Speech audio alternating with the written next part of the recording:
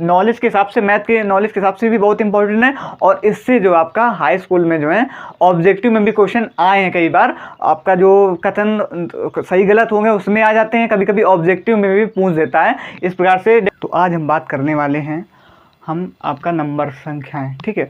आपका सबसे पहला चैप्टर ही जिस प्रकार से आपका है क्लास 10th में वास्तविक संख्या, तो उसी के बारे में हम, वास्तविक संख्या है तो उसी में हम आपका संख्याओं के बारे में जो है हम जानकारी, आज बेसिक बिल्कुल क्लास है तो उसमें संख्याओं के बारे में आज हम जानकारी पूरी करने वाली, क्या आपकी प्राकृतिक संख्या होती है, कैसे आपकी परिमेय संख्या क्या होती है, अपरिमेय संख्या क्या होती है, इन सभी वास्तविक संख्या क्या होती है, इन सभी संख्याओं के बारे में आज हम अच्छे तरीके से डिटेल से जानकारी करने वाले हैं। तो वीडियो जो है वो लास्ट तक देखिएगा, आपको 101% पूरा अच्छे तरीके से समझ में आएगा, बस समझने की कोशिश करिएगा। तो चलिए शुरू करते हैं। तो सबसे पहले आपका क्या है, प्राकृतिक संख्या है। सबसे पहले कौन सी संख्या है, आपका प्राकृतिक संख्या क्या होती है। तो प्राकृतिक संख्या आपने पढ़ी होंगी, प्राकृतिक संख्या क्या होती है, जो आपका प्रकृति मतलब कि ऐसे कह सकते हो जो हम गिनती में प्राय यूज़ करते हैं। आपका जैसा हो गया 1 2 3 4, जैसे आपका 1 2 3 4, ये सारी आपकी कैसी होती हैं, प्राकृतिक संख्या होती हैं, ठीक है। हमने वही लिखा, क्या लिखा, गिनती में उपयोग होने वाली संख्या क्या कहलाती है, प्राकृतिक संख्या कहलाती हैं। एग्जाम्पल में आपका 1 हो गया, 2 3, ये आपका ऐसे चलते चलते आपका अनंत तक। तो इस प्रकार से हम कह सकते हैं ये सारी आपकी कैसी, 1 2 3 4 5 6 7 8, ये सारी आपकी कैसी प्राकृतिक संख्या हैं। तो समझ में आ गया ना। तो प्राकृतिक संख्या क्या होती है, ये होती है। अब फिर बात आती है पूर्ण संख्या। पूर्ण संख्या क्या होती है, पूर्ण संख्या ये संख्या, अब देखो इनमें क्या, वो प्राकृतिक संख्या तो वो 1 से शुरू होती है, लेकिन ये है पूर्ण संख्या। तो पूर्ण संख्या आपका 0 से स्टार्ट होती है। किससे स्टार्ट होती है, पूर्ण संख्या 0 से स्टार्ट होती है। क्या, वे संख्या जो 0 से शुरू हो वो आपकी क्या कहलाती है, पूर्ण संख्या कहलाती हैं। एग्जाम्पल में जैसे वो देखो 0 से शुरू हो रही और अनंत तक आपकी जाए, 0 1 2 3 4, कुल मिला के प्राकृतिक और पूर्ण में इतना अंतर है कि जो प्राकृतिक संख्या है वो 1 से शुरू होती है और जो पूर्ण संख्या है वो कितने शुरू होती है, वो 0 से शुरू होती है, ठीक है। समझ में आ गया ना। फिर इसके बाद आता है आपका पूर्णांक। अब पूर्णांक क्या होता है, पूर्णांक क्या होता है, वह संख्या जो जिसमें आपका ऋणात्मक संख्या भी शामिल हो जाती हैं।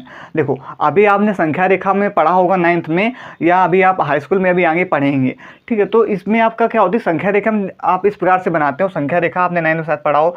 तो यहाँ पर सारी संख्या, इधर साइड सारी संख्या माइनस की होती हैं, इधर सारी संख्या प्लस की होती हैं। इसी प्रकार से ऊपर सारी संख्या प्लस में चली जाती हैं और नीचे आती है तो किस में हो जाती हैं, माइनस में आ जाती हैं। तो वही आपकी क्या होती हैं, पूर्णांक होता है। तो पूर्णांक में क्या होता है, ये आपका माइनस से शुरू होकर के आपका पूरा प्लस तक जाता है। माइनस से स्टार्ट हुआ, -3 -2 -1 और 0, फिर इस प्रकार से 1 2 3 आपका माइनस से शुरू होकर के आपका प्लस तक की ओर पूरी तरफ जाती हैं। तो वो क्या होती हैं, आपकी पूर्णांक होती हैं। क्या होती हैं, पूर्णांक। फिर इसके बाद क्या आता है आपका परिमेय संख्या। तो अब देखो परिमेय संख्या क्या होती है। परिमेय संख्या वे संख्या होती हैं जिसे हम P/Q के रूप में लिखा जा सके, और जहाँ पर आपका Q जो हो वो क्या ना हो, Q 0 के बराबर ना हो, क्योंकि अगर Q 0 के बराबर हो जाएगा तो वो आपका क्या बना देगा, अनंत बना देगा।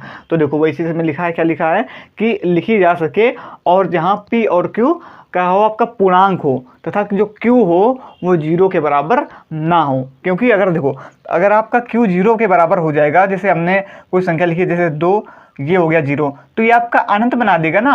तो फिर आपकी परिमेय संख्या तो होएगी नहीं, फिर ये आपका क्या बन जाएगी, अपरिमेय संख्या बना देगा। तो इसलिए जो Q जो है वो आपका 0 के बराबर नहीं होना चाहिए, तभी आपकी क्या कहलाएगी, परिमेय संख्या। अब देखो इसका उदाहरण क्या, जैसे एग्जांपल में 4 हो गया, माइनस का 2, मतलब कोई भी संख्या, कुल मिला के जो भी संख्या बट्टे में लिखी जा सके वो सारी आपकी कैसी संख्या होती हैं, परिमेय संख्या होती हैं। और बस यहाँ पर देखो एक एग्जांपल और, 0 भी आपका ध्यान रखना, 0 भी परिमेय संख्या है, क्योंकि 0 परिमेय संख्या कब होगा, जब ये आपका P के रूप में, P 0 ऊपर P के मतलब P का मान 0 होगा और Q का मान आपका 1, तो आपका ये भी एक परिमेय संख्या है। बस जो Q का मान जो वो 0 नहीं होना चाहिए।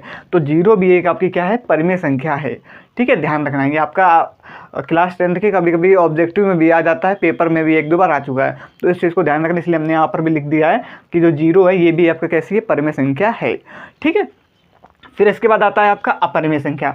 तो देखो परिमेय संख्या और अपरिमेय संख्या में बस इतना सा अंतर है कि परिमेय संख्या क्या होती है, इसे हम परिमेय संख्या को हम P/Q के रूप में लिख सकते हैं, लेकिन जो अपरिमेय संख्या होती हैं और इसे हम P/Q के रूप में नहीं लिख सकते हैं। और ये संख्या जो होती है हमेशा मतलब अधिकांश जो है हमें रूट में ही देखने को मिलती है। देखो हमने चीज़ लिखी भी है कि देखो रूट ये आपका P/Q के रूप में ना लिखी जा सके, और ये संख्या अधिकांश हमें रूट में देखने को मिलती हैं, ठीक है। उदाहरण में आपका √3 हो गया, √6, √2। और यहाँ पर एक बात और, पाई भी है, ये भी आपका परिमेय संख्या है, ठीक। पाई परिमेय संख्या कैसे है कि देखो पाई 22/7 हम लिखते हैं, 22/7, तो ये कभी पूरा हल नहीं होता है, ठीक है। तो ये भी आपकी कैसी है, आपकी एक परिमेय संख्या है। वो हम तो 3.14 जो लिखते हैं ना, वो तो हम क्या आप कह सकते हो लगभग में हम लिख देते हैं 3.14, लेकिन ये आपका कभी भी पूरा हल नहीं होगा ना। हम देखो, हम आपको हल करके दिखाएं यहाँ पर, ये देखो यहाँ पर देखना 22/7,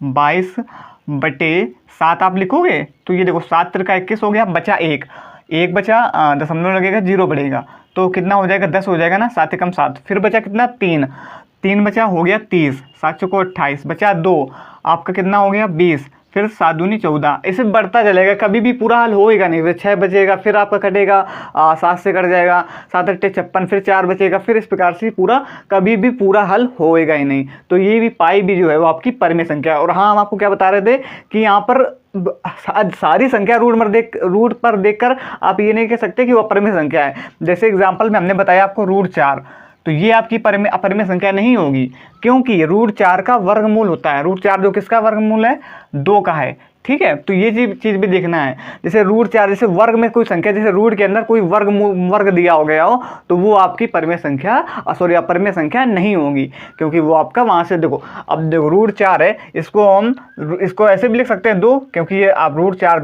जो 4 होता है वो 2 का वर्ग होता है, ठीक है। तो ये भी आपकी फिर क्या नहीं होगी, परिमेय संख्या नहीं होगी। यहाँ पर जैसे आपका √16 हो गया तो आपका परिमेय संख्या नहीं होगी। रूट आपका हम कहते हैं 64, ठीक है, √64, तो ये भी आपकी परिमेय संख्या नहीं होगी, √64 ये भी आपकी परिमेय संख्या नहीं होगी। और अब जैसे कोई भी कहते हैं √81, ये भी अपरिमेय संख्या नहीं होगी, क्योंकि हम 81 को 9, तो 9 आपका परिमेय संख्या है। देखो यहाँ पर हमने बताया था, इस प्रकार सारी संख्या जो आपकी परिमेय संख्या होती हैं। तो आपका रूट में हो गया या दशमलव में जो कभी हल ना हो, तो वो सारी संख्या कैसी होती है, परिमेय संख्या होती हैं। क्लियर हो गया ना। अब फिर इसके बाद आता है आपका अपरिमेय संख्या, बता दी हमने। फिर आता है वास्तविक संख्या। तो देखो वास्तविक संख्या क्या होता है, अभी हमने जो परिमेय और अपरिमेय पढ़ा ना, तो परिमेय और अपरिमेय का जो मेल ही होता है, जहाँ पर आपका परिमेय संख्या भी मिले और अपरिमेय संख्या भी मिले, तो वही आपका क्या कहलाती है, वास्तविक संख्या कहलाती है। देखो वही हम लिख रहे हैं कि परिमेय और अपरिमेय संख्याओं का मेल ही हमारा क्या कहलाता है, वास्तविक संख्या कहलाता है। एग्जाम्पल में जहाँ पर आपका परिमेय भी देखो 4 और 5 की परिमेय हो गई, √3 और √2 ये आपकी क्या हो गई, अपरिमेय संख्या हो गई, ठीक है। तो आशा करेंगे ये सब आपको अच्छी तरीके से समझ में आ गया। अब ये हमने पढ़ा, अब देखो समझते हैं भाज्य संख्या क्या होती है। तो देखो भाज्य संख्या क्या होती है, वे संख्या जो स्वयं और एक को छोड़कर किसी दूसरी संख्या से विभाजित हो जाए, तो वो क्या कहलाती है, भाज्य संख्या कहलाती हैं।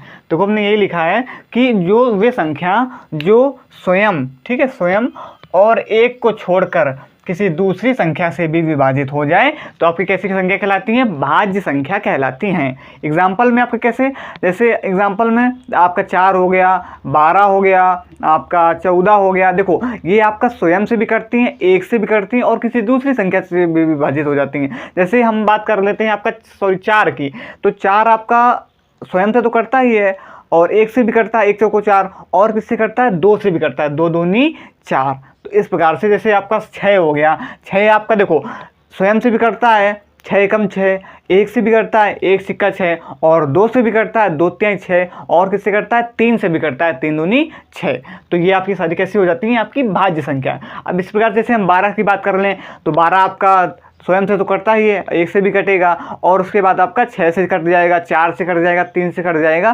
तो ये सारी संख्या आपकी कैसी होती हैं, भाज्य संख्या होती हैं। जो क्या बोला हमने, जो स्वयं और एक को छोड़कर और किसी दूसरी संख्या से कट जाएं, तो आपकी भाज्य संख्या कहलाती हैं। फिर इसके आगे आता है आपका अभाज्य संख्या क्या होती है। तो अभाज्य संख्या में क्या होता है, देखो भाज्य संख्या में क्या होता था कि वो एक और स्वयं को छोड़कर किसी दूसरी संख्या से बिगड़ जाती थी। लेकिन अभाज्य संख्या में क्या होता है कि वो एक और मतलब स्वयं और एक को छोड़कर किसी दूसरी संख्या से नहीं करती हैं। देखो स्वयं और एक को छोड़कर किसी दूसरी संख्या से ये संख्या नहीं विभाजित होती हैं। आपका एग्जांपल में जैसे 3 हो गया। अच्छा बताओ, 3 आपका स्वयं और एक को छोड़कर किसी संख्या से कटेगा, नहीं कटेगा। आप देख लो, 7 नहीं कटेगा, स्वयं और एक को छोड़कर 7 किसी और संख्या से नहीं कटेगा। इसी प्रकार से 11 भी स्वयं और एक को छोड़कर किसी संख्या से नहीं कटेगा। तो ये सारी कैसी होती है, आपकी अभाज्य संख्या होती हैं। तो ये हो गया हमारा भाज्य और अभाज्य में सिर्फ इतना सा डिफरेंस है कि भाज्य क्या होता है कि आपका जो स्वयं और एक को छोड़कर किसी दूसरी संख्या से भी कट जाता है, लेकिन अभाज्य में क्या होता है, ये आपका स्वयं और एक को छोड़कर किसी दूसरी संख्या से नहीं कटता है। ठीक, समझ में आ गया ना। अब इसी प्रकार से आगे आता है आपका सम संख्या और विषम संख्या। तो सम संख्या आप जानते होंगे, ऐसे आप मोटा मोटा समझ सकते हो कि सम संख्या क्या होता है, जो 2 से विभाज्य हो जाए। ठीक है, जो भी संख्या आपका 2 से विभाज्य हो जाए, सारी सम संख्या कैसी है, सम संख्या है। और विषम संख्या क्या होती हैं, सम संख्या के एग्जाम्पल देखो, जैसे आपका 2 से विभाजित तो आपका किससे कौन कौन संख्या है, जैसे 2 हो गया, 6 हो गया और आपका 4 हो गया, 12 हो गया। तो ये सब आपकी कैसी संख्या होती है, सम संख्या होती हैं। जो आपका 2 से विभाजित हो जाए सारी संख्या आपका सम संख्या कहलाती हैं। ठीक, समझ में आ गया ना।